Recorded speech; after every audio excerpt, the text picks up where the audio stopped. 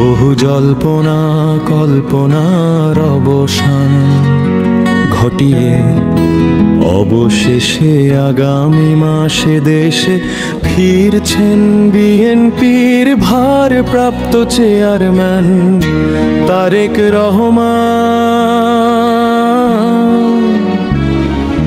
দলীয় সূত্র ঘনিষ্ঠ পর্যায় থেকে জানা গেছে তার প্রত্যাবর্তনকে কেন্দ্র করে ইতোমধ্যে শুরু হয়েছে ব্যাপক প্রস্তুতি।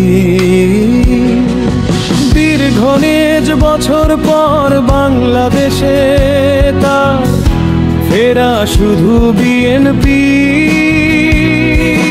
রাজনীতিতেই নয়, দেশের সামগ্রিক রাজনৈতিক সমীকরণেও নতুন অধ্যায়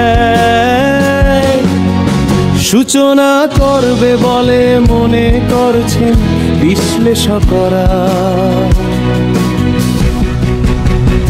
আওয়ামী লীগ সরকারের পতনের পর দীর্ঘ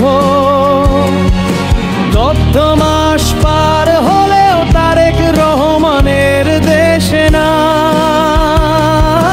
ফেরা নিয়ে রাজনীতি সংশ্লিষ্ট মহল সহ সাধারণ মানুষের মধ্যেও ব্যাপক কৌতূহল ছিল। তার ফিরে আসার পথে অন্যতম প্রধান বাধা হিসেবে দেখা হচ্ছিল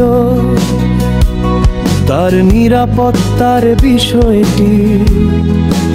একাধিক নির্ভরযোগ্য সূত্র থেকে প্রাপ্ত তথ্য অনুযায়ী তারেক রহমানের দেশে ফেরা এবং নির্বাচনে অংশ নেওয়া একটি পার্শ্ববর্তী বাস মরিয়া হয়ে উঠেছে বলে জানা যায়।